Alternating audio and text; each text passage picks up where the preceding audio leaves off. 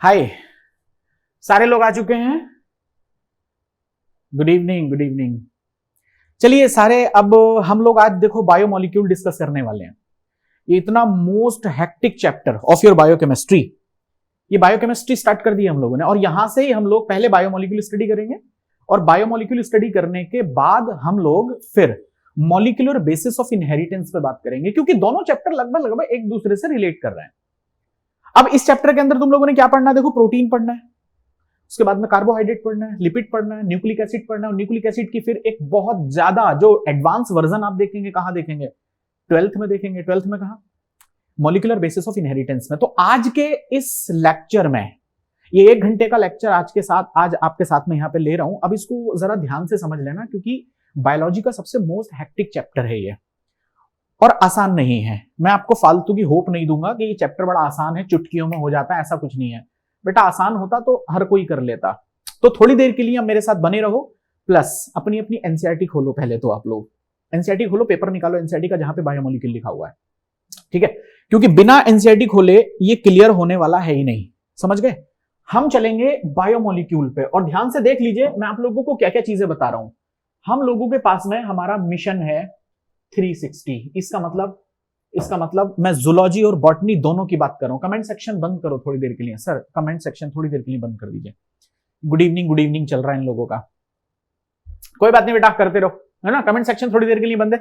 Okay, तो आप सारे लोग आ गए। अब यहां से हम लोग इसको स्टडी करेंगे। देखो, अब ध्यान से सुनना, और मैं एनसीईआरटी से बियॉन्ड जाऊंगा ही नहीं, सीधी सी बात है। एनसीईआरटी से हटके हमें बात ही नहीं करनी है, क्योंकि नीट में सिलेक्शन होने के लिए जरूरी नहीं है कि तुम्हें कितना आता है। नीट में सिलेक्शन के लिए बच्चे ये जरूरी है कि जो नीट में आता है वो तुम्हें आता है। अगर वो तुम्हें आता है तो फिर तुम्हारा सिलेक्शन नहीं रोक रहे हैं हम, हो जाएगा।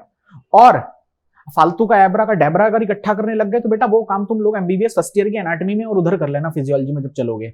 अभी मत करो, अभी उतना कर लो कि जितना नीट में आ जाए और आप उसको प्रॉपरली सॉल्व कर पाए। चलें? अरे भैया चलें, गुड। चलो हम यहां से शुरू करेंगे, और अपनी भावनाओं पे थोड़ा सा काबू रखिएगा। भावनाओं पे थोड़ा सा काबू रखिएगा। आप शुरू कर ही दिया है हम लोगों ने, तो अब लंबा जाएंगे, है ना? हर दिन 2 क्लास आप लोगों को इसकी मिलेंगी। तो अब मैं आप लोगों को यहां से लेके चल रहा हूं, और एक एक लाइन मैं आपसे कह रहा हूं, जैसा कि बहुत सारे बच्चे मुझसे पढ़ भी चुके हैं। मैं एक एक लाइन को एक्सप्लेन करता चलूंगा और उसको लिखता चलूंगा। आप लोग ऐसे टांग पे टांग रख के लेट के इस वीडियो को प्लीज मत देखना। अगर कोई देख रहा है ऐसे तो मत देखो, रहने दो, जाओ नीचे स्किप करो इसे, कोई दूसरा प्रोग्राम देख लो यूट्यूब पे। बेटा ये मत देखो, फिर तुम्हारे काम का नहीं है। और अगर सच में कुछ गेन करना है ना, कोई उम्मीद है तुम्हें ये कि हाँ हम कुछ पढ़ के कुछ क्वेश्चंस हम बना सकते हैं, तो चुपचाप से फिर सीधे होकर बैठ जाओ, पेपर पेन ले लो, एनसीईआरटी की बुक ले लो, और मेरे ऊपर छोड़ दो। और देखो इस 1 घंटे के अंदर अंदर मैं तुम्हें कैसे नचाता हूं आपकी बायोकेमिस्ट्री के अंदर। मेरी आवाज अगर कम है तो प्लीज मुझे मैसेज करके बोलो। ये ऑनलाइन बच्चे जितने देख रहे हैं एप्लीकेशन में, प्लीज उनको, और हाँ ये वीडियो यूट्यूब पे आ जाएगा। हाँ वही बता रहा हूं, यूट्यूब पे आ जाएगा ये वीडियो, ठीक है? तो पहले एप्लीकेशन पे चला जाएगा जो ऑनलाइन बच्चे देख रहे हैं, और ऑफलाइन जितने बैठे हुए उनके लिए तो सामने मिल ही रहा है, लेकिन ये यूट्यूब पे भी चला जाएगा, ठीक है? तो वहां पर भी कुछ बच्चे कमेंट्स करके मुझे बता सकते हैं कि बायोमोलिक्यूल का हिंदी में वर्जन तुम्हें चाहिए या नहीं चाहिए। अगर चाहिए होगा तो प्लीज मुझे बता दीजिएगा, मैं हिंदी में, प्योर हिंदी में भी डाल दूंगा। चलिए अब हम यहां से चलते हैं, अब टाइम को वेस्ट नहीं करते हैं, और हम यहां से चलते हैं, और एक एक लाइन को, जो कि मेरी आदत है, और आप जानते हैं कि एक एक लाइन के एक एक वर्ड को बड़े प्यार से, बड़े तरीके से उसको हम स्टडी करेंगे। नंबर 1, पहली चीज इसमें यह बोला कि there is a wide diversity. अब आप मुझे एक बात छोटी सी बताइए, what do you mean by wide diversity here? इसको ऐसे ही अंडरलाइन करते रहना जैसे मैं आपको समझा रहा हूं। तो मैंने सबसे पहले एक बात बोली, there is a wide diversity. तो अब मुझे आपसे यह पूछना है कि what do you mean by wide diversity here? तो मैंने यहां पर बहुत आराम से एक छोटी सी चीज में यहां पर आपके लिए लिख रहा हूं, and that is simply your diversity. और डाइवर्सिटी से रिलेशन मेरा ये है, मैं आपको ये बताने की कोशिश कर रहा हूं कि आपके पास में लिविंग ऑर्गेनिजम्स को कितने पार्ट में डिवाइड किया गया है। अगर तुम लोगों ने वो 5 किंगडम क्लासिफिकेशन प्रॉपरली पढ़ा है तो तुम इसका आंसर कर पाओगे। याद आ गया? 5 किंगडम क्लासिफिकेशन। इसका मतलब अगर मैं वायरसेस वगैरह को हटा दूं तो लगभग सभी, लगभग बोला है मैंने, लगभग सभी लिविंग ऑर्गेनिजम्स आप लोग सिर्फ 5 किंगडम के अंदर लगा दोगे। देखो 6 किंगडम क्लासिफिकेशन भी है, उसे छोड़ दो, वो आप लोग अपने बॉटनी वाले चैप्टर में पढ़ते रहना। अभी रुक जाओ, पहले ये बताओ कि आपको ये बात नहीं याद आ रही कि एक पर्टिकुलर मैंने आप लोगों को, या बॉटनी वाले सर ने आप लोगों को एक किंगडम दिया था जिसका नाम मोनेरा था? अगर आपको याद आ रहा है। दूसरा मुझे बोलते चले जाओ। दूसरा था जिसको तुम लोगों ने प्रोटिस्टा कहा था, तीसरा आप लोगों ने इसको फंगाई कहा था, और चौथा आप लोगों ने प्लांटी कहा, ये मैंने प्लांटी ले लिया, और चौथे नंबर पे आपने पांचवें नंबर पे आपने क्या देखा, एनिमलिया। अब इनमें से कोई ऐसी चीज नहीं है, कोई रॉकेट साइंस नहीं है जो आपको बात समझ में ना आए, सब आपको पता है, सब आपको पता है। कि बताओ मुझे, आराम से आप लोग बताइए मुझे, आप बताइए मुझे कि इस मोनेरा के अंदर क्या आता है, तो आप कहेंगे सर यूकैरियोटिक नहीं आएगा इसके अंदर प्रोकैरियोटिक बैक्टीरिया आएंगे। दूसरा, प्रोटिस्टा में क्या आएगा, बड़ी आसान सी बात है कि सर प्रोटिस्टा में यूनिसेलुलर वर्जन आएंगे, और यूनिसेलुलर वर्जन किसके किसके, फंगाई के, प्लांटी के और एनिमेलिया के। आई थिंक आपको ये बात समझ में आ रही है। फंगाई के अंदर क्या आएगा, फंगाई के अंदर फंगस आती है, आप समझ गए। तीसरे नंबर पे प्लांटी, प्लांटी के अंदर सारे के सारे आपने प्लांट्स रख दिए, और उसके बाद में एनिमेलिया, और एनिमेलिया में आप लोग अच्छे से जानते हैं कि सारे एनिमल उठा के हमने इसमें रख दी, बट वो मल्टीसेलुलर होने चाहिए। क्यों, क्योंकि उनका यूनिसेलुलर वर्जन आप लोगों ने प्रोटिस्टा में रखा।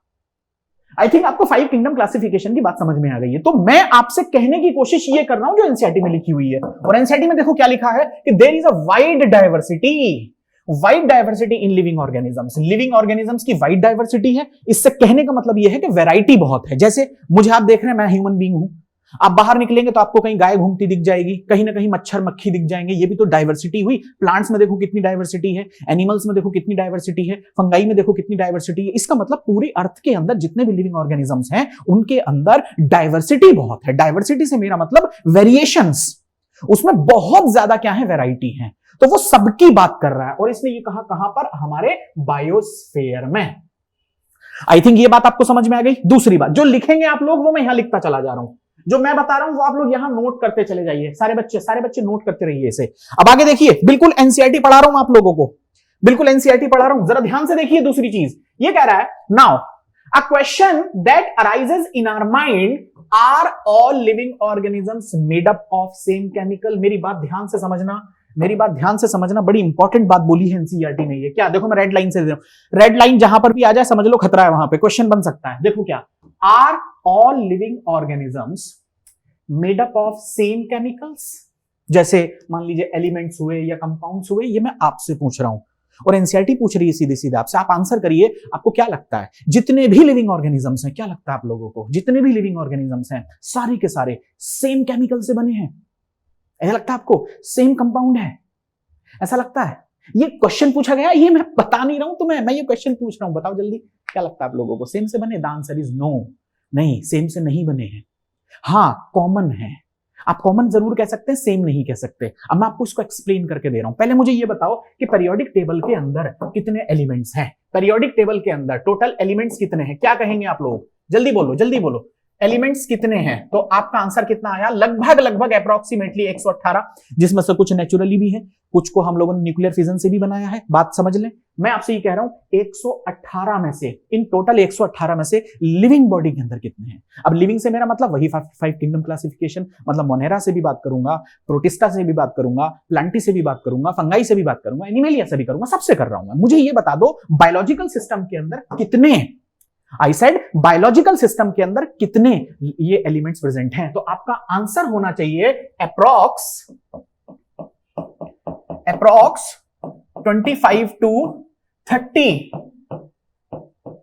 एलिमेंट्स, 25 से 30 elements are present in biological system. ये आ गए, नोट करते रहना इसको। 25 से 30 एलिमेंट्स हैं जो बायोलॉजिकल सिस्टम के अंदर प्रेजेंट हैं।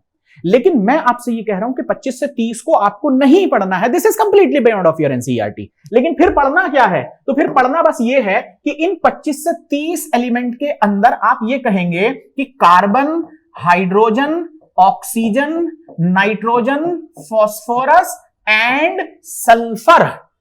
चेक करो क्या बोला है मैंने, सल्फर, और मैंने आगे लिखा आर कॉमन।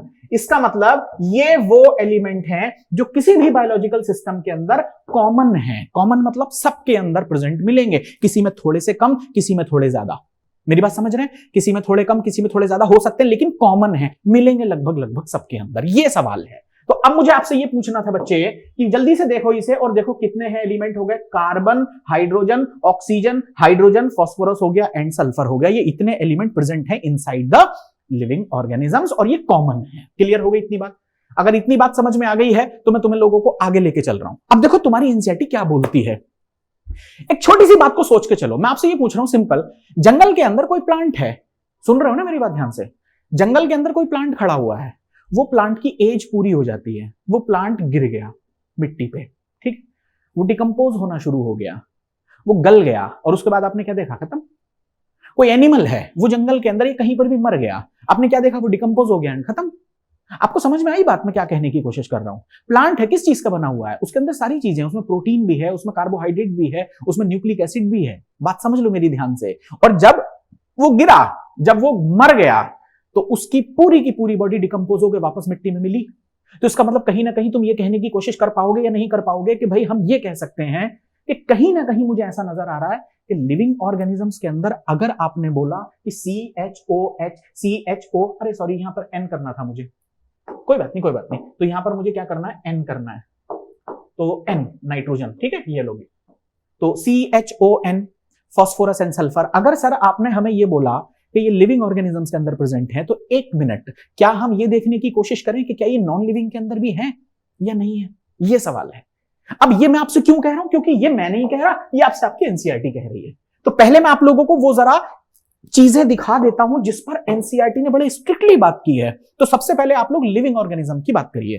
तो बताओ मुझे, अगर मुझे लिविंग ऑर्गेनिज्म का अगर मान लीजिए एनालिसिस करना है, तो मैं लिविंग ऑर्गेनिज्म में क्या लूं, बोलो। एनिमल का टिश्यू ले लूं, चलेगा, ठीक है।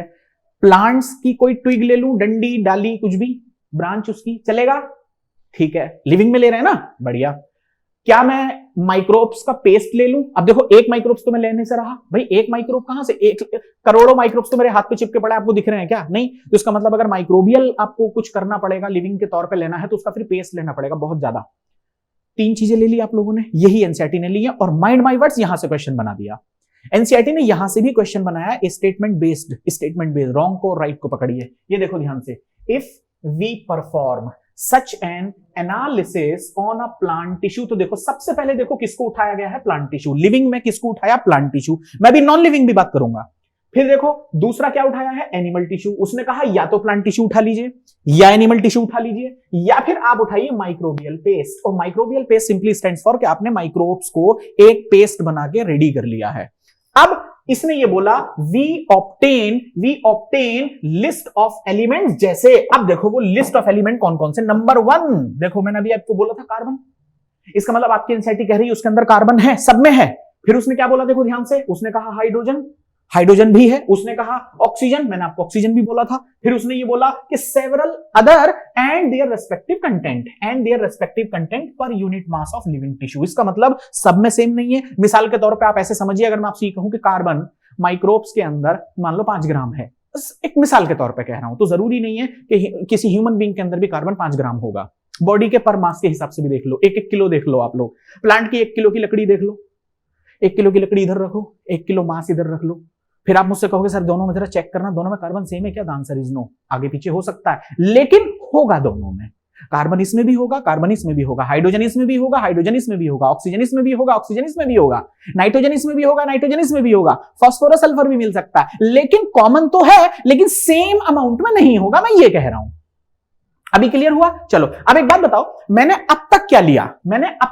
तो मैंने आपसे ये बोला कि अगर मैं आपसे ये पूछूं कि जरा मुझे बताना लिविंग के तौर पे आप लोगों ने क्या लिया है। देखो ये क्वेश्चन है, तुम लोग फंस जाओगे यहां पर। मैं आपको बता रहा हूं लिविंग मैटर पे आप लोग क्या लोगे। तो इसने ये बोला है एनसीईआरटी ने कि या तो आप लोग प्लांट टिश्यू ले लीजिए, चलो ये भी समझ में आ गया।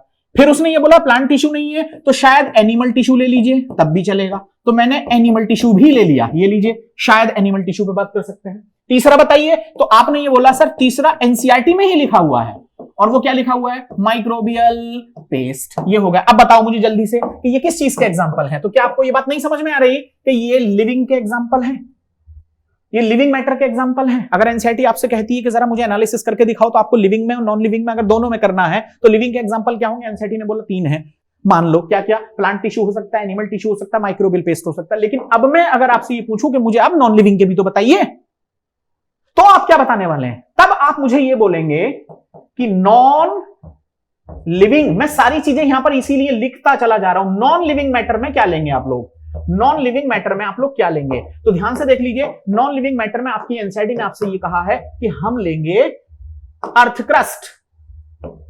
अर्थ क्रस्ट, मतलब मैंने थोड़ी सी मिट्टी धरती से उठा ली एंड दैट्स ऑल, मिट्टी ले ली। अब बताओ मुझे कि मिट्टी किस चीज का एग्जांपल हुआ? आंसर शुड बी कि सर वो नॉन लिविंग का हुआ। लेकिन यहां पर समझने वाली बात क्या है? समझने वाली बात यह है कि जैसे ही मैंने इन दोनों को एनालिसिस किया, माइंड माय वर्ड्स, जैसे ही मैंने इन दोनों को एनालिसिस किया तो मुझे एक बहुत ही इंपॉर्टेंट फिनोमिनन जिससे क्वेश्चन बन सकता है। फालतू का डेटा दिमाग में इकट्ठा मत करो, जितना मैं पढ़ा रहा हूं उतना पढ़ लो, बहुत काम आएगा तुम लोगों के। देखो एक बड़े कमाल की बात एनसीईआरटी ने बोली कि हमने अर्थ क्रस्ट को भी क्या किया? एनालिसिस किया, हमने एनिमल टिश्यू को भी एनालिसिस किया, लेकिन दोनों में डिफरेंस क्या नजर आया? लगभग सारे एलिमेंट सेम थे। सुनो ध्यान से, लगभग सारे एलिमेंट सेम थे। मतलब लिविंग टिश्यू के अंदर ऑक्सीजन, मतलब CHONPS ये मिल गए। नॉन लिविंग चीज मतलब अर्थ क्रस्ट में कितने मिले? CHONPS, उसमें भी सेम मिले, लेकिन एक छोटा सा डिफरेंस था। और वो क्या है? मैं आपको आपकी एनसीईआरटी से दिखा रहा हूं। वो ये है कि हाइड्रोजन एंड कार्बन, देख लो ध्यान से, देख लो, हाइड्रोजन एंड कार्बन नजर आ रहा है आपको? ऑनलाइन बच्चों को नजर आ रहा है? Yes, hydrogen and carbon is, ध्यान से देखना, इज मोर किसके अंदर? Is more in living tissue. यानी कि अगर हम लोग लिविंग के अंदर देखें तो हाइड्रोजन और कार्बन लिविंग में ज्यादा था, किसके रेस्पेक्ट में? नॉन लिविंग के रेस्पेक्ट में। ये क्वेश्चन बनाया है एनसीईआरटी ने, मैं दिखाऊं आपको, देख लीजिए, टेंशन मत लीजिए। ये देखिए, इसने ये बोला है, ध्यान से देखो, एनसीईआरटी अगर आपके हाथ में है तो आप ही देख पाओगे, अदरवाइज फिर मुश्किल होगा तुम्हारे लिए। इसने ये बोला है ऑल द एलिमेंट्स, ध्यान से देखना, all the elements present in the sample of earth crust, यानी जो अर्थ क्रस्ट के सैंपल में जितने भी एलिमेंट थे are also present in the sample of living tissue. आपको बात समझ में आई? इसका मतलब जितने भी एलिमेंट्स लिविंग टिश्यू के अंदर प्रेजेंट थे वो सभी के सभी एलिमेंट नॉन लिविंग मतलब अर्थ क्रस्ट में भी प्रेजेंट हैं। लेकिन however a closer examination, अब ये क्या है भाई क्लोजर एग्जामिनेशन? देखो क्लोजर एग्जामिनेशन का मतलब हुआ जब मैंने और एनालिसिस किया और जब बहुत तरीके से देखा, मोटा मोटा कह देते ना कई बार के भाई कितना वजन है, वजन कितना आ गया? तो उसने कहा सर 15 किलो 300 ग्राम, 15 किलो 300 ग्राम 70 मिलीग्राम, कुछ ऐसे करके बोलेगा तो आप क्या होगा? अरे यार मोटा मोटा बता दे, मोटा मोटा बता दे। उसने अरे मोटा मोटा करना तो 300 ग्राम भी हटाओ, 15 किलो है, चलो खत्म करो, यही तो हुआ।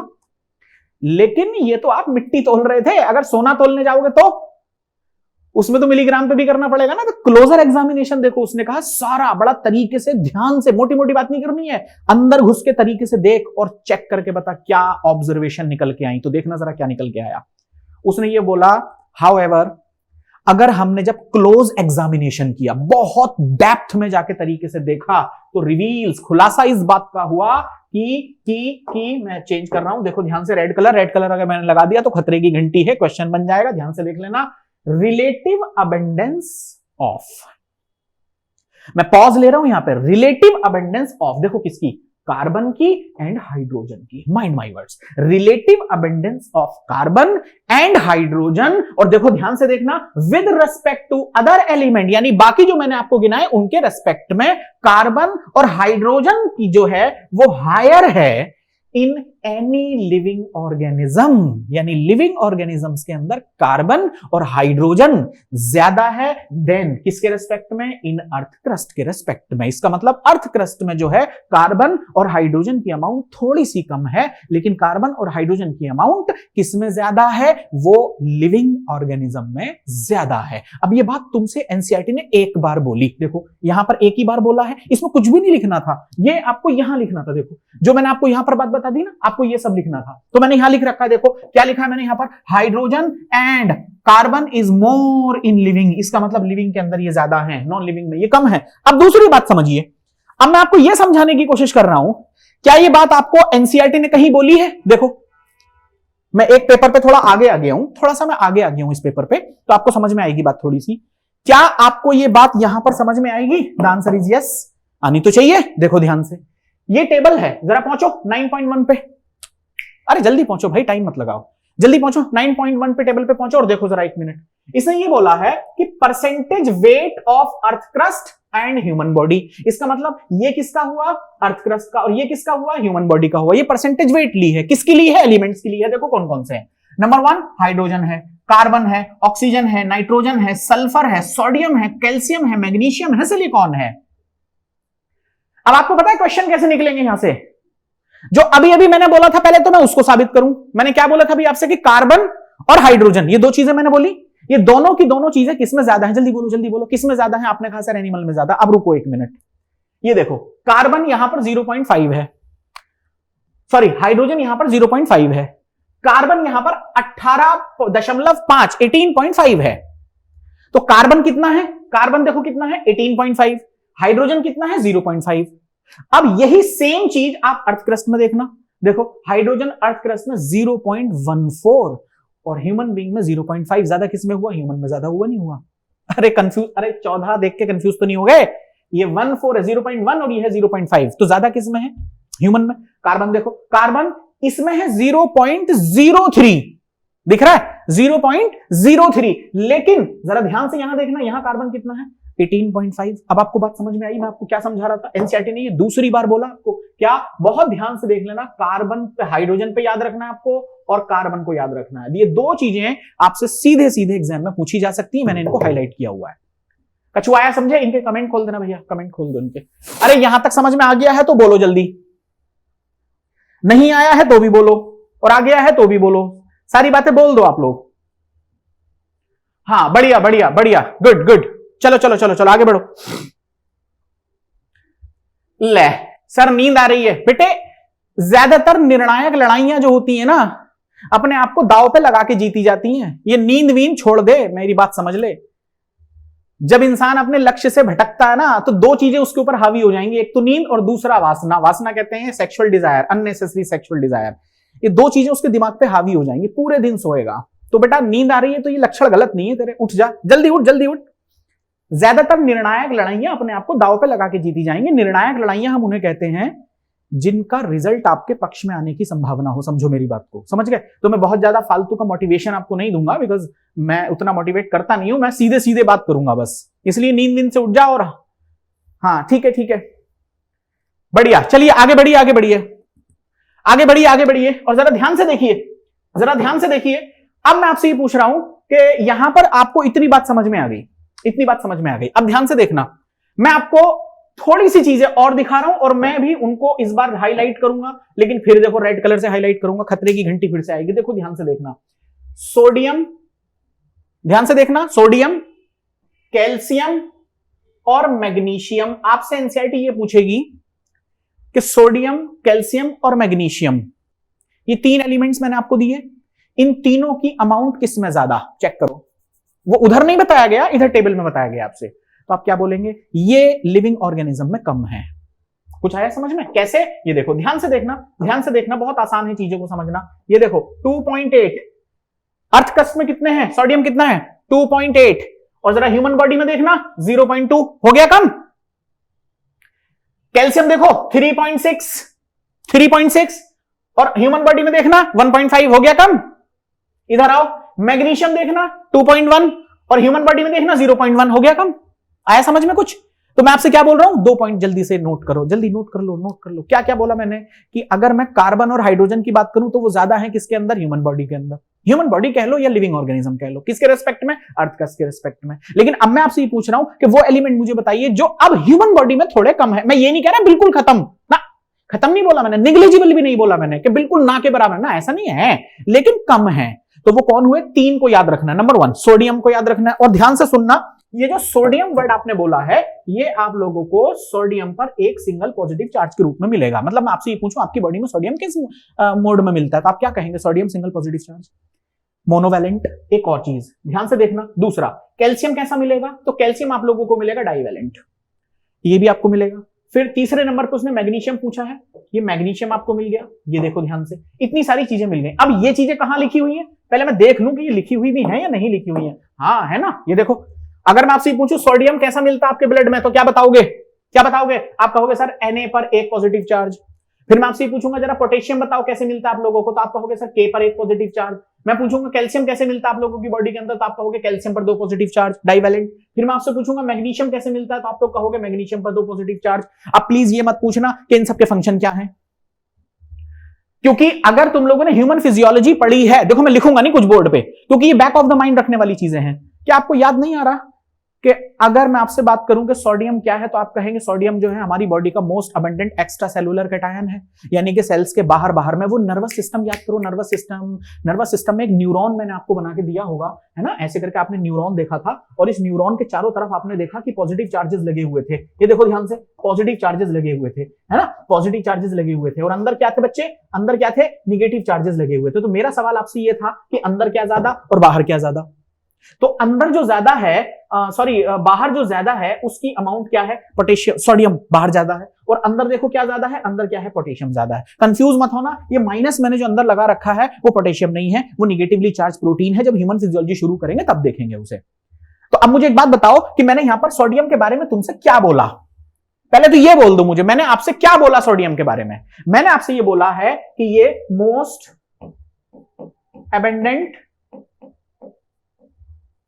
अबंडेंट एक्स्ट्रा सेलुलर कैटायन है। Most abundant extracellular cation, यानी आपकी बॉडी के अंदर सेल के बाहर मिलने वाला सबसे ज्यादा अमाउंट में जो कैटायन होगा वो सोडियम होगा।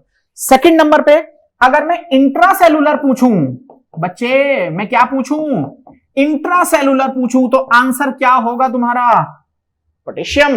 बढ़िया। तो इसका मतलब सेल के अंदर पोटेशियम ज्यादा है और सेल के बाहर सोडियम ज्यादा है। ये दो बातें यहां से याद रख लो, बैक ऑफ द माइंड, आपको आगे काम आएंगी। तो अब मुझे आराम से बताइए, मैं पीछे लेके जा रहा हूं आपको उसी पेपर पे, एक मिनट के लिए वहीं आ जाते हैं। कहां चले थे हम, यहां चल रहे थे, नहीं सॉरी, यहां चल रहे थे, यस।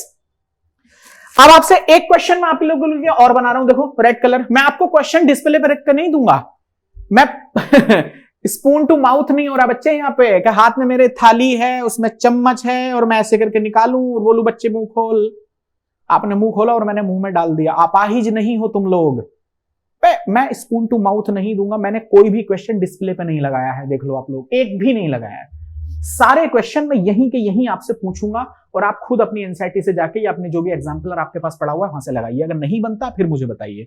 इसका मतलब मैं सारे क्वेश्चन भी स्टडी कर चुका हूं और जो पीछे आए हैं वो तो है ही है, जो आने वाले हैं वो भी हम लोग यहाँ पे डिस्कस कर रहे हैं। देखो एक क्वेश्चन यहां से बन सकता है और वो पूछ लेगा क्या, वो ये पूछेगा कि बताइए सिलिकॉन, या वो ये पूछ सकता है कि बताइए वो एनिमल के अंदर यानी कि लिविंग ऑर्गेनिजम्स के अंदर वो कौन सा एलिमेंट है जो लगभग निग्लिजिबल है, तब आंसर आपका सिलिकॉन जाएगा। ये देखिए सिलिकॉन मिट्टी में कितना, जरा देखना 27.7, देखो जरा मिट्टी में कितना है 27.7, और यहां पर देखना निग्लिजिबल, यानी ह्यूमन बीइंग के अंदर निग्लिजिबल है, कंप्लीटली निग्लिजिबल है। इसका मतलब बहुत ज्यादा नहीं है, निग्लिजिबल लगभग ले लेंगे आप लोग। तो एक क्वेश्चन यहां से रेडी कर लोगे आप लोग कि ह्यूमन बॉडी के अंदर अरे आराम से बच्चे, क्या कर रहा है, उठाओ से। हाँ मैं क्या कर रहा था, ये क्या बोल रहा था मैं, निग्लिजिबल है लगभग। तो सिलिकॉन की बात आप याद रखोगे। अब मुझे बता अब तक मैंने क्या बोल दिया आप लोगों से। मैंने अब तक आप लोगों से बोल दिया कि जल्दी से एकदम रिवाइज कर लो उन सारी चीजों को। हाइड्रोजन और कार्बन के बारे में देख लो, ह्यूमन बॉडी में ज्यादा है, मतलब लिविंग में ज्यादा है, नॉन लिविंग में कम है। सोडियम, कैल्शियम, मैग्नीशियम ये मिट्टी में ज्यादा है, लिविंग में कम है। और सिलिकॉन की अगर मैं बात करूं तो ह्यूमन बॉडी या फिर लिविंग ऑर्गेनिजम्स के अंदर लगभग निग्लिजिबल है। और अब आगे बढ़ते हैं, अब जल्दी से आगे बढ़ते हैं और अब यहां आते हैं, this is how do analysis या एनालाइज द केमिकल कंपोजिशन। बहुत बढ़िया टॉपिक है ये तुम लोगों के लिए, माइंड माय वर्ड्स, बहुत बढ़िया टॉपिक है, ध्यान से सुनिए। तो अब इसने ये बोला है कि मैं वहीं से चलूंगा, देखो मैं वहीं से चलूंगा जहां से मैं चल रहा था, यस मैं यहां से उठाऊंगा इसे, ठीक है। तो अब हम लोग क्या करते हैं, केमिकल एनालिसिस करते हैं या कंपाउंड एनालिसिस।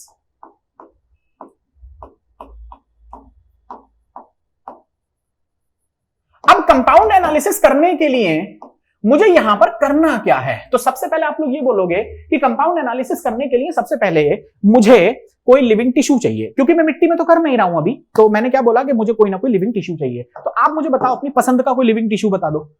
अरे लेग पीस नहीं पूछा है मैंने, हद मचाई है। लिविंग टिश्यू मतलब चिकन का या किसी भी चीज का लिवर ले लो आप, है ना, या पत्ती ले लो, प्लांट का पत्ता ले लो भैया, वो भी तो काम करेगा। कोई ट्विग ले लो, कोई डंडी ले लो, डाली कुछ भी हो वो आप ले लेंगे तो उससे आपका काम हो जाएगा। चेक करिए, तो मैंने कोई ना कोई लिविंग टिश्यू ले लिया, लिविंग टिश्यू। अब आपका ये लिविंग टिश्यू मैंने ये लिया, देखो ध्यान से देखना, ये कोई लिविंग टिश्यू है, ठीक है ना। इसको मैंने देखो ऐसे करके बना भी दिया है ना, ताकि आपको थोड़ी सी बात समझ में आ जाए। तो this is simply a living tissue. आपकी एनसीईआरटी कहती है कि हम इसको मोर्टार पेस्टल में लेंगे। अब बताओ जल्दी से मुझे कि मोर्टार पेस्टल क्या होता है। तो आप लोग शायद जान जाएंगे कि मैं किसकी बात कर रहा हूं, कुछ इस तरह से किस तरह से आपके घर में वो होता है ना, खरल, खरल बोलते हैं, दवाइयां कूटने वाला भी होता है जिससे मम्मी अदरक वगैरह कूटती है ना, कुछ ऐसे ही बोलते हैं, पता नहीं क्या, जो भी, मोर्टार पेस्टल तो इंग्लिश में बोल ही रहे हैं हम लोग। हमने क्या किया, इस टिश्यू को इसमें डाल लिया, ध्यान से देखना, इस टिश्यू को इसमें डाल लिया, तो दिस इज व्हाट, ये है लिवर का पीस, ये लिवर का पीस हो गया, है ना। इसके अंदर मैंने एक एसिड डाला, और ये एसिड देखो ऐसे करके डाला हुआ है। अब आप कहोगे सर ये एसिड क्या है, तो मैं इसे बोलूंगा क्या, सबको पता है, देखो बोल भी गए तुम लोग, बढ़िया। तो this is trichloro acetic acid. जरा फॉर्मूला देखना इसका क्या है, Cl3CCOOH ही होना चाहिए, जो भी। अब ये मैंने इसके अंदर डाल दिया, और फिर इसको मैंने मूसली से कूटना शुरू कर दिया। मूसली समझ गए, पेसल होगा, ऐसे करके टक टक टक टक टक करके कूटना शुरू कर दो इसको। तो मूसली भी लगाते हैं, चलिए, बिना मूसली के कैसे काम चलेगा। ये लीजिए, ये मूसली आ गई, और आप इसको कूटिए। तो आपने इसको अच्छे से ऐसे करके कूट काट के इसको एक स्लरी बना लिया। तो अब मुझे एक बात बताना, ये तैयार क्या हुआ। मेरा सवाल तुमसे ये है कि अब यहां पर स्लरी बनेगी, और मैं आपसे ये कहने की कोशिश कर रहा हूं कि यहां से एक क्वेश्चन बन सकता है। अब आप पूछोगे सर यहां से कैसे क्वेश्चन बना रहे हो आप, मैं बताता हूं, मैं बता सकता हूं यहां से कैसे। ये स्लरी जो बनी है ना, ये स्लरी थिक बनी है। अब आप देख लीजिए, यहां से मैंने क्यों लिख दिया, यहां पर क्वेश्चन बना हुआ है, उसने स्टेटमेंट रॉन्ग वाले क्वेश्चन में डाल दिया। उसने पूछा कि थिन स्लरी। अब थिन समझते हो, थिन समझते हो, जैसे कि टमाटर का सूप पी रहे हो आप, वो थिन हो गया। लेकिन पनीर की ग्रेवी देखो आप लोग, बड़ी थिक होती है। तो आपको यहाँ पे कौन सी स्लरी नजर आएगी, स्लरी, चटनी टाइप स्ट्रक्चर बन गया है यहाँ पर, है ना, कचूमर चटनी जिसे बोलते हैं हम लोग, बहुत ज्यादा कूट काट के जो बनाई है हम लोगों ने, मिर्च विर्च डाल के, हरी मिर्च या धनिया वनिया या जो भी। तो वो वाली स्लरी, बड़ी थिक सी गाढ़ी सी स्लरी हम लोगों को यहाँ पर मिली है। तो माइंड माय वर्ड्स, यहाँ पर भी क्वेश्चन बनाए हुए हैं कि थिक बनी है या थिन बनी है, यहां तक क्वेश्चन बनाए हुए हैं। एक एक लाइन को, एक एक वर्ड को दिमाग में बैठा के चलो। अब सब ध्यान से सुनिए, जब मैंने ये थिक स्लरी तैयार कर ली, तो ट्राइक्लोरोएसिटिक एसिड क्यों डाला। अरे यार एक बात बताओ मुझे, छोटी सी एक बात बताना मुझे। मैं आपसे ये कह रहा हूं कि पुराने टाइम में जब साइंटिस्ट लोग ये रिसर्च कर रहे थे, तो उन्होंने ट्राइक्लोरोएसिटिक एसिड नहीं डाला था, उन्होंने कुछ और डाला था। रिजल्ट नहीं मिला, फेंक दिया, दूसरा करा, दूसरा एसिड डाला, रिजल्ट नहीं आया, फेंक दिया, ट्राइक्लोरोएसिटिक एसिड डाला, एक्सपेरिमेंट करके देखा, रिजल्ट सक्सेसफुल। मेरी बात समझे। तो तुम क्या चाहते हो, मैं आपको यह भी बताऊं कि ट्राइक्लोरोएसिटिक एसिड क्यों डाला। बेटे वो इसलिए डाला क्योंकि उससे रिजल्ट बहुत अच्छे आ गए। हो सकता है जब तुम साइंटिस्ट बनो तो आने वाले वक्त में तुम शायद कुछ और डाल के स्लरी बनाओ और कहो कि सर ट्राइक्लोरोएसिटिक एसिड से कहीं ज्यादा बेटर ये काम कर रहा है, तो वो तो आगे की बात हुई ना, है ना। तो अभी फिलहाल इतना समझो कि ट्राइक्लोरोएसिड, देखो, no knowledge no tension, less knowledge less tension, more knowledge more tension. कुछ समझे आई। इसका मतलब यह हुआ कि बस नीट में उतना देख लो जितना नीट में आ रहा है, तुम फालतू मत घुसो इसके अंदर। कैसे ट्राइक्लोरो क्यों डाला है, तो क्रोमेटोग्राफी क्या है, बेटा काम की नहीं है, उलझ जाओगे, कोई फायदा नहीं, ये बाद में करते रहना। अभी ठहर जाओ, सुनो ध्यान से। अब मैंने इसको क्या किया, ट्रांसफर किया। अब आप पूछोगे सर ट्रांसफर किस में किया है, तो लो जी, कहां इतना समय लगता है ट्रांसफर करने में। मैंने इसको ट्रांसफर किया है एक टेस्ट ट्यूब के अंदर, माइंड माय वर्ड्स। और टेस्ट ट्यूब में मैंने यहां पर क्या लगा रखी है, एक कीप लगा रखी है, फनल। कीप समझ गए तुम लोग, फनल। और इस फनल में अगर मैंने ये एलिमेंट जितना भी ये स्लरी है ना, अगर सीधे सीधे गिरा दिया तो सारा नीचे गिर जाएगा, तो कोई मतलब नहीं हुआ उस बात का। तो फिर मुझे यहां पर क्या लगाना पड़ा, यहां पर मुझे एक फिल्टर पेपर लेना पड़ा। ये देखिए, ये फिल्टर पेपर की क्वालिटी भी वॉटमान की है, समझ लीजिए। फिल्टर पेपर वॉटमान का लगा दो, या फिर रुई ले लो, या चीज क्लॉथ होता है वो ले लो, कुछ भी चलेगा, क्योंकि एनसीईआरटी ने आपकी ये चीजें बोली हुई हैं। तो पहले मैं आप लोगों को जरा ये चीज दिखा दूं एक बार। देखो ये क्या लिखा हुआ है, ध्यान से देखना। इसने बोला है one has to perform the chemical analysis, we can take any living tissue. तो हम कोई ना कोई लिविंग टिश्यू ले लें। जो मैं बोल रहा हूं, जो एनसीईआरटी बोल रही है, सारा लिखा हुआ है, तो कंफ्यूज ना हो। आगे देखिए, वेजिटेबल या पीस ले लें, या फिर लिवर का पीस ले लें, कुछ भी ले लें, कोई सब्जी, बंद गोभी हो, खुली गोभी हो, कोई सी भी हो, कुछ भी ले सकते हैं। And grind it in a trichloroacetic acid. ये देखिए, ट्राइक्लोरोएसिटिक एसिड का फॉर्मूला तुम लोगों को पता होना चाहिए, Cl3CCOOH। ये पता होना चाहिए, ये राइट एंड रॉन्ग वाले क्वेश्चन में पूछा है, स्टेटमेंट में पूछा है। समझ रहे मेरी बात। आगे देखिए, इसने कहा using a mortar and pastel, यानी कि खरल और मूसली, उससे कूट काट के उसको स्लरी बनाओ। अब देखो ध्यान से, मैं इसको हाईलाइट कर रहा हूं, आपको समझना चाहिए क्या। देखिए, we obtain a thick slurry, इसका मतलब थिन नहीं है, थिक स्लरी मिली। और उसके बाद ये कह रहा है, if we were to strain this through the cheesecloth और cotton, we would obtain 2 fraction. तो इसका मतलब अब अगर मैंने इस पे क्या करना शुरू किया, मैंने इसको छानना शुरू कर दिया। तो जब मैं इसको छानूंगा, बेटा स्टॉप राइटिंग, रुक जाए एक मिनट, अभी करते हैं ना, परेशान ना हो। हाँ, तो मैं क्या बोल रहा था, अगर मैं इसको छानूंगा तो पहले मैं इसको ट्रांसफर कर रहा हूं। तो यहां पे जरा ट्रांसफर वाली कंडीशन देखिए कि यहां पे ढेर सारा आप लोगों ने ये कंटेंट ट्रांसफर कर दिया। साथ में बताओ क्या है इसके, जल्दी बोलो भाई। बढ़िया, तो साथ में इसके क्या है, ट्राइक्लोरो एसिडिक एसिड।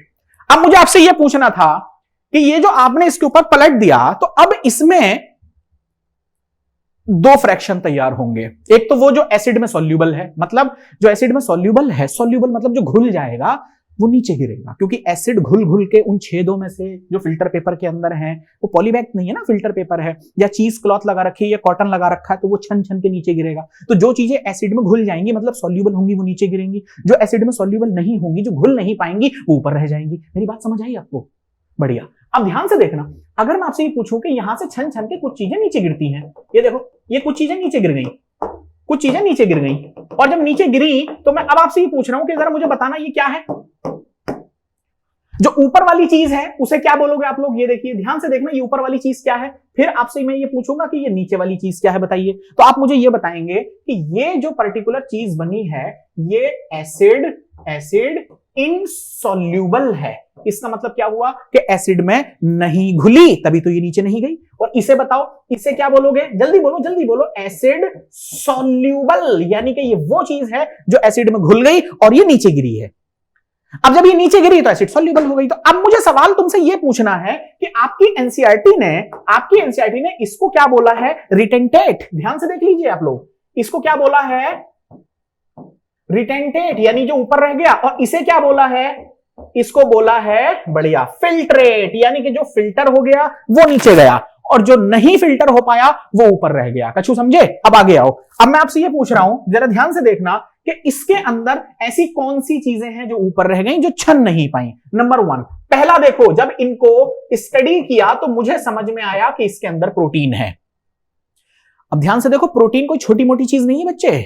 प्रोटीन एक पॉलीपेप्टाइड चेन है, ये आपको भी आगे समझ में आएगा। इसके अंदर प्रोटीन मुझे देखने को मिला। दूसरी चीज देखिए, मुझे इसके अंदर कार्बोहाइड्रेट देखने को मिला, कार्बोहाइड्रेट देखने को मिला। मुझे इसके अंदर न्यूक्लिक एसिड देखने को मिला, और मुझे इसके अंदर फैट देखने को मिला। और मैंने फैट पे स्टेरिक मार्क लगा दिया।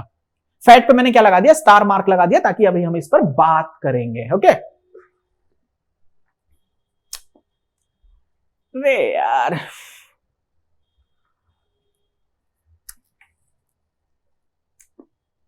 चलिए अब बताओ यहां क्या आया? यहां क्या आया जानते हैं? क्या आया? देखो, प्रोटीन के मोनोमर यूनिट। मोनोमर यूनिट का मतलब क्या हुआ? Amino acids.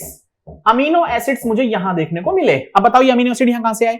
अरे भाई, प्रोटीन जब टूटा, या प्रोटीन हमेशा, देखो प्रोटीन ही हमेशा नहीं रहता। आपकी बॉडी के अंदर आपका कोई पीस में ले लूं, लिवर का पीस ले लूं, एनिमल का ले लूं, आपका नहीं, तो उसमें जब आप कूटोगे तो जरूरी नहीं कि उसमें सारा प्रोटीन ही हो, उसमें अमीनो एसिड भी होंगे, क्योंकि अमीनो एसिड जो तुम खाते हो ना, वो डाइजेस्ट भी तो होंगे ना, समझिए। तो अमीनो एसिड मुझे इसके अंदर मिले। फिर कार्बोहाइड्रेट देखा, तो कार्बोहाइड्रेट का यूनि वर्जन मुझे कौन सा मिला? यहां पर ग्लूकोज। फिर मुझे क्या देखने को मिला? Nucleic acid. तो मुझे न्यूक्लिक एसिड का यहां पर क्या देखने को मिला? छोटा वर्जन, न्यूक्लियोटाइड। और मुझे बच्चे क्या देखने को मिला? न्यूक्लियोसाइड। अब प्लीज डोंट आस्क कि ये दोनों चीजें क्या हैं, ये अभी आगे आ जाएंगी, लेकिन आप समझ लीजिए इतना। फिर मुझे इसके अंदर, देखो मैं इसको ब्लैक पेन से लिख रहा हूं कि मुझे ये भी मिला, और जिसको मैंने क्या बोला है? फैटी एसिड, ये भी मुझे देखने को मिला। इसके अंदर मुझे ढेर सारे आयंस देखने को मिले। और आपकी एनसीईआरटी तो ये कहती है कि तुमने तो ये 3, 4, 5 लिखे हैं। आपकी एनसीईआरटी कहती है एसिड सॉल्युबल पूल के अंदर थाउजेंड्स ऑफ इनऑर्गेनिक मटेरियल है, थाउजेंड्स ऑफ ऑर्गेनिक मटेरियल है। तो मैंने तो 3, 4, 5 लिखे हैं। अब मेरी बात समझिए, अगर आप मुझसे ये कहोगे कि प्रोटीन का एक डायग्राम बना के दिखाइए सर छोटा सा, तो लुको मैं ये बना रहा हूं। देखो, पहले मैं आपको अमीनो एसिड का दिखाता हूं। Amino acid, amino acid, amino acid, amino acid, ये देखिए, ये सारे अमीनो एसिड है। मान लीजिए ये सारे अमीनो एसिड है, गोल गोल गोल गोल छल्ले मैंने आपको दिखा दी, ये अमीनो एसिड है। अब आप मुझसे पूछोगे सर प्रोटीन कैसे बनता है, तो आप देख लो ध्यान से।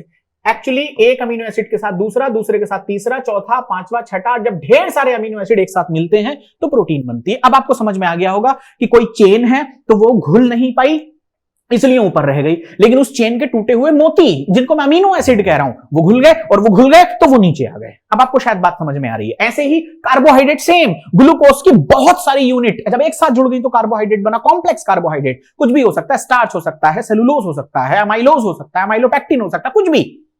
लेकिन जब उसको तोड़ोगे, उसको काटोगे, तो फिर किसकी यूनिट मिलेगी? ग्लूकोज की। ग्लूकोज कहां मिला? मुझे नीचे मिल गया।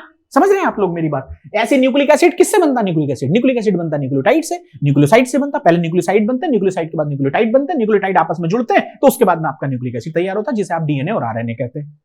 क्लियर है? बढ़िया। फिर उसके बाद में बहुत सारे आयंस भी मिले। अब मेरी बात ध्यान से सुनो। अब मैं आपसे ये पूछ रहा हूं, अच्छा नोट कर रहे हो ना बेटा? आप कर लो। करो करो करो। ये पर्टिकुलर चीज, इनको मैं अब कहूंगा बायो मैक्रो मॉलिक्यूल्स। इन्हें बायो मैक्रो मॉलिक्यूल्स बोला। और इन सब को एक साथ मिला के, जल्दी बोलो क्या बोलूं? Bio micro molecules. इनको बायो माइक्रो मॉलिक्यूल कहेंगे। तो देखो मैंने मैक्रो ऊपर क्यों लिखा? क्योंकि इसका जो मॉलिक्यूलर वेट है वो बहुत ज्यादा है।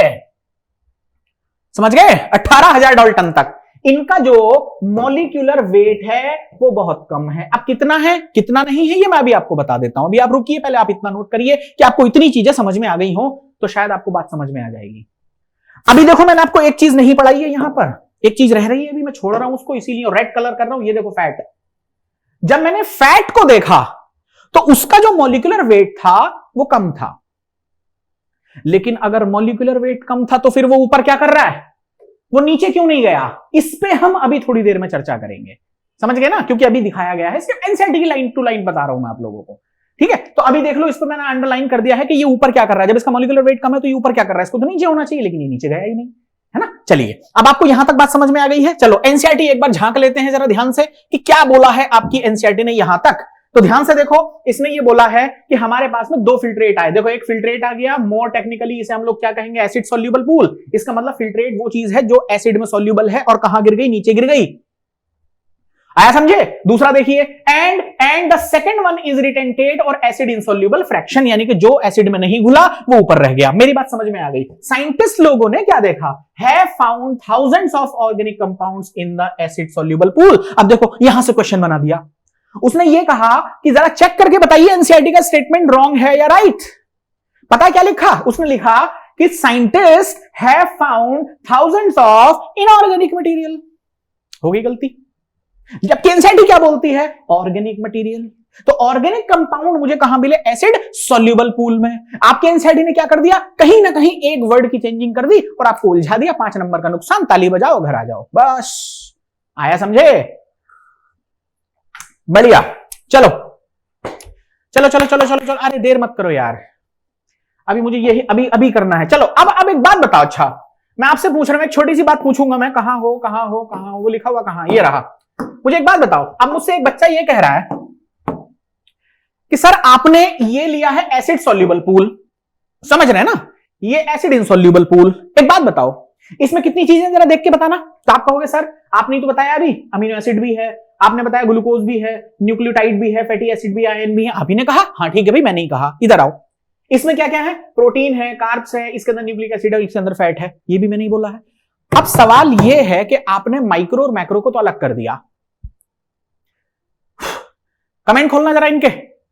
आपने माइक्रो और मैक्रो को तो अलग कर दिया, लेकिन अब अगर मैं इस वाली चीज को कहीं दूसरी ट्यूब के अंदर ट्रांसफर कर दूं, चलो मान लो वो ट्यूब ही आ गई, तो सारा एलिमेंट आपने ये वाला इधर ले लिया। ठीक है, आ रहा समझ? ये वाला आपने उठा के किसी दूसरी ट्यूब के अंदर ले लिया। ये देखो, ये ऐसे करके ये आपने इस ट्यूब के अंदर ले लिया, ये इसके अंदर आ गया।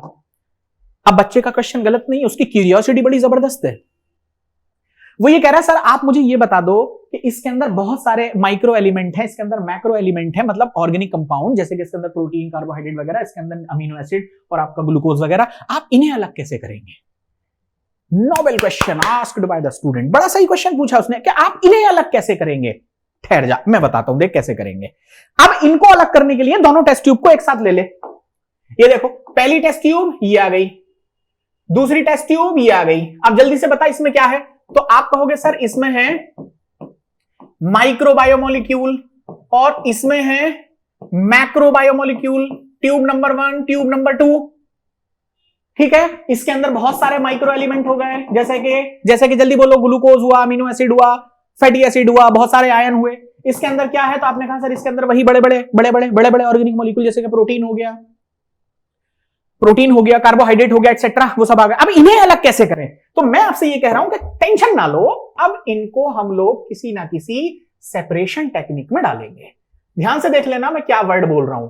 तो अब एक ऐसी टेक्निक होगी जिसको हम लोग सेपरेशन टेक्निक कहेंगे। अब ये सेपरेशन टेक्निक क्या है? नन ऑफ योर बिजनेस, तुम्हारे किसी काम का नहीं है, लेकिन फिर भी मैं आपको बता देता हूं कि उन टेक्निक को हम लोग क्या बोलते हैं, सिंपली क्रोमैटोग्राफी।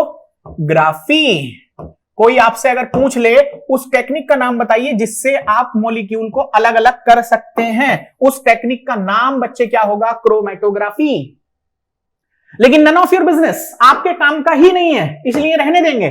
तो ये देखिए, मैंने बस इसको मार दिया हाथ एक ऐसे करके कि बस आप समझ जाओ क्रोमैटोग्राफी है ये। और क्रोमैटोग्राफी एक टेक्निक है, उसकी मदद से आप इन मॉलिक्यूल को अलग कर सकते हैं। अब ये टेक्निक कई तरह में आ जाएगी, जैसे गैस क्रोमैटोग्राफी, है ना, और पहला ये हो गया। दूसरा जैसे कि liquid chromatography,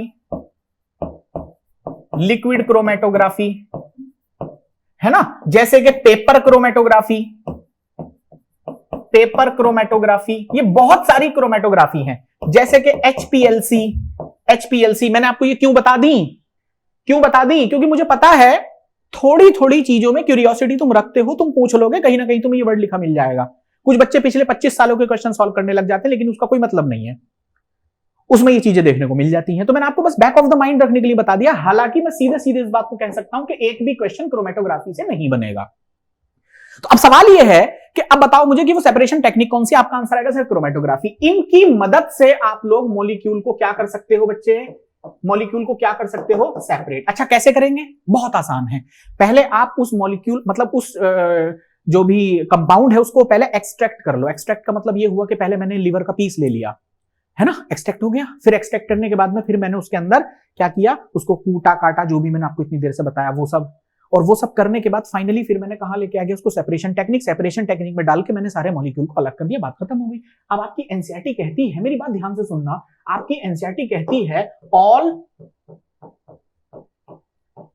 carbon compound present in living tissue are called, इन्हीं सबको एक साथ मिला के तुम लोग क्या कहोगे? बायोमोलिक्यूल्स। अब आपको एक काम करना है, मुझे जरा आंसर करना है इस बात में, है ना, कि आप मुझे ये बताएंगे कि क्या पानी बायोमोलिक्यूल है? सोचो,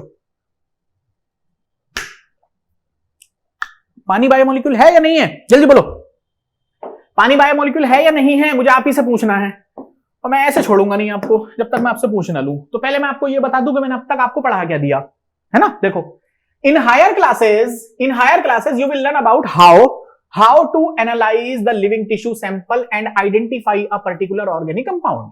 तो ये कहानी हायर क्लासेस की है। हायर क्लासेस मतलब जब तुम लोग एमबीबीएस फर्स्ट ईयर में पहुंचोगे, इफ गॉड विलिंग, टचवुड, पहुंच जाओगे, टेंशन ना लो। जब तुम लोग पहुंचोगे तब आपको ये बात समझ में आएगी कि हायर क्लासेस में पहुंचने के बाद में ये सब जो तुम आज यहां बैठ के कर रहे हो, ये तो खेल है।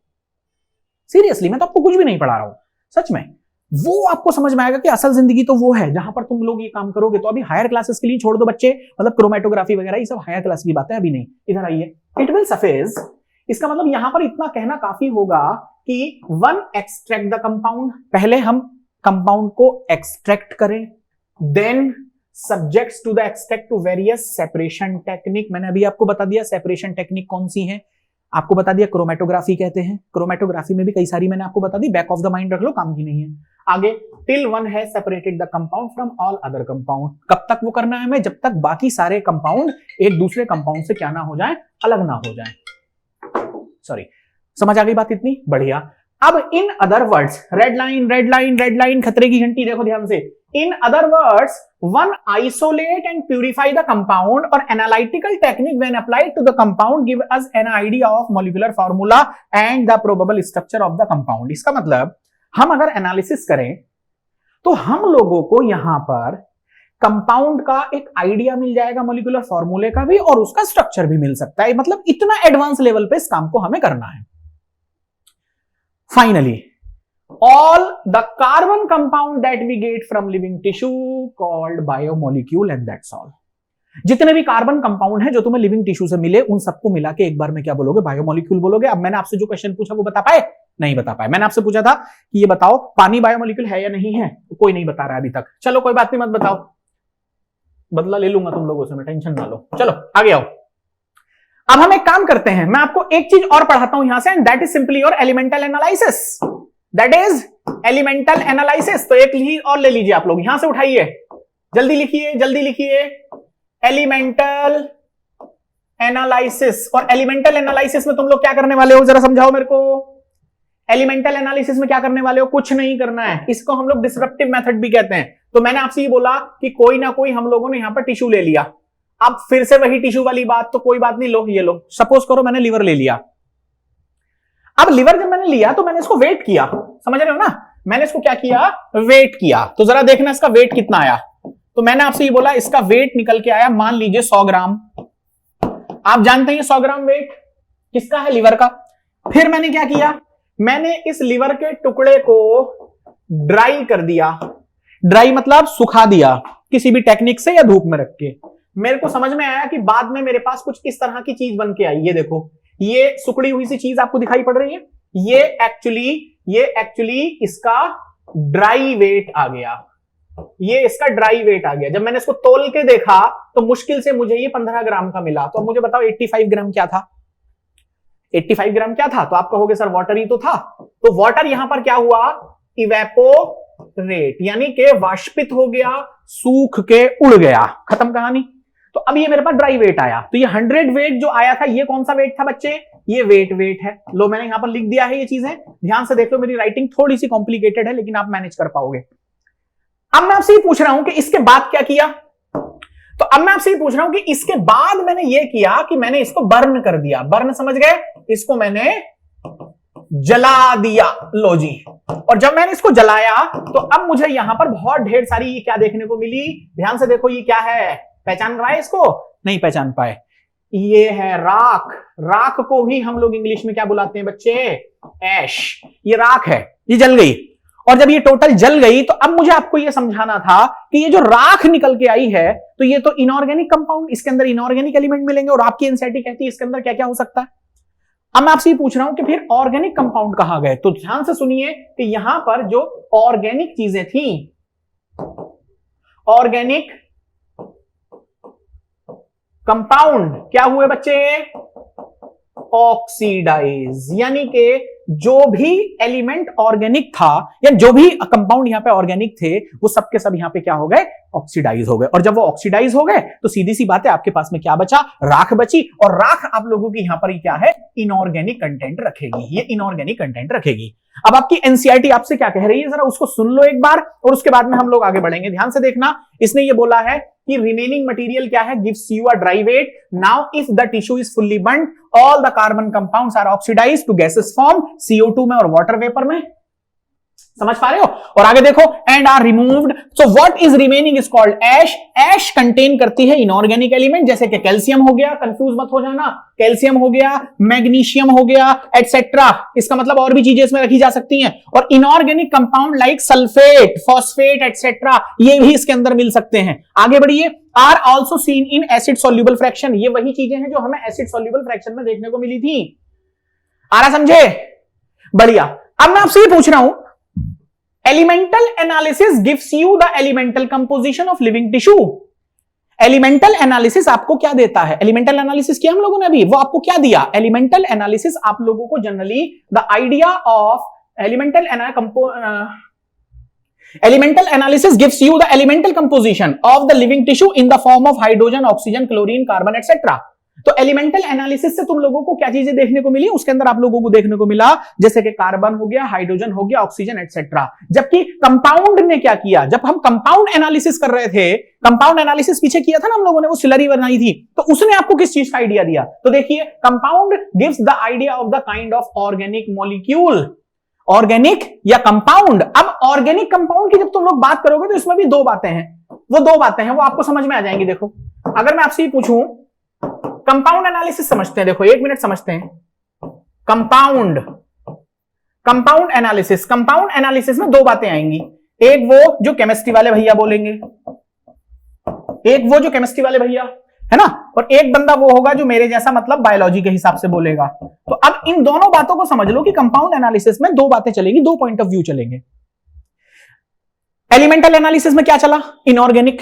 यहां पे क्या चलेगा? ऑर्गेनिक। लेकिन ऑर्गेनिक में भी दो हैं। केमिस्ट्री के हिसाब से अगर मैं देखूं तो केमिस्ट्री वाला कहेगा सर मुझे तो यहां पर कुछ फंक्शनल ग्रुप दिखाई पड़ रहे हैं, जैसे मुझे यहां पर एल्डिहाइड दिखाई पड़ता है, यहां मुझे एल्डिहाइड दिखाई पड़ता है, यहां पर मुझे कीटोन दिखाई पड़ता है, समझ गए, यहां पर मुझे एरोमेटिक दिखाई पड़ता है, मुझे ये चीजें दिखाई पड़ती हैं केमिस्ट्री के पॉइंट ऑफ व्यू से। लेकिन अगर मैं बायोलॉजी के पॉइंट ऑफ व्यू की बात करूं तो बायोलॉजी के पॉइंट ऑफ व्यू से मुझे क्या चीजें देखने को मिलेगी, जैसे कि मान लीजिए फैटी एसिड हो गया, जैसे मान लीजिए फैटी एसिड हो गया, जैसे मान लीजिए अमीनो एसिड हो गया, जैसे मान लीजिए अमीनो एसिड हो गया, जैसे मान लीजिए फैटी एसिड हो गया, मुझे ये सारी चीजें इसके अंदर देखने को मिली। आप देख लीजिए कि बायोलॉजी में और केमिस्ट्री के पॉइंट ऑफ व्यू से ये दोनों बातें अलग हैं। मैंने आपको कितने एनालिसिस पढ़ाए? दो, कंपाउंड एनालिसिस, दूसरा एलिमेंटल एनालिसिस। एलिमेंटल एनालिसिस आपको किस चीज का आइडिया देगा? इनऑर्गेनिक कंटेंट का। कंपाउंड एनालिसिस आपको किस चीज का आइडिया देगा? ऑर्गेनिक कंटेंट का। लेकिन ऑर्गेनिक में भी कितने पॉइंट ऑफ व्यू रखोगे आप? दो। कौन कौन से? एक रखोगे केमिस्ट्री के पॉइंट ऑफ व्यू से मुझे उसके अंदर देखने को मिला एल्डिहाइड ग्रुप हुआ, कीटोन ग्रुप हुआ, एरोमेटिक हुआ। और अगर मैं बायोलॉजी के हिसाब से देखूं तो मुझे उसके अंदर फैटी एसिड, अमीनो एसिड, और ये मतलब ये कितने फैटी एसिड, दो बार लिख दिया मैंने, कोई बात नहीं, अमीनो एसिड, ग्लूकोज वगैरह, ये सब मुझे देखने को मिला। I think it is absolutely fine. आपको इतनी बात शायद समझ में आ गई है, बढ़िया। चलिए अब इसके बाद में अब हम लोग चलेंगे नेक्स्ट लेक्चर की तरफ, और यहां पर आप ध्यान से देख लीजिए कि बायोकेमिस्ट्री डन। लेकिन आपको समझ में आया कि टफ है, आसान नहीं है, टफ है, समझना तो मुश्किल है, लेकिन कोशिश में पूरी कर रहा हूं कि आप लोग अच्छे से उसको समझ पाए। चलिए फिर फटाफट से दूसरी क्लास अब शुरू करेंगे। नेक्स्ट कल आपको इसकी दूसरी क्लास आपको मिल जाएगी, और हम शुरू करेंगे कहां से बच्चे? अमीनो एसिड से शुरू करेंगे, हमारी नेक्स्ट क्लास का पैराग्राफ ये होगा। And thank you very much.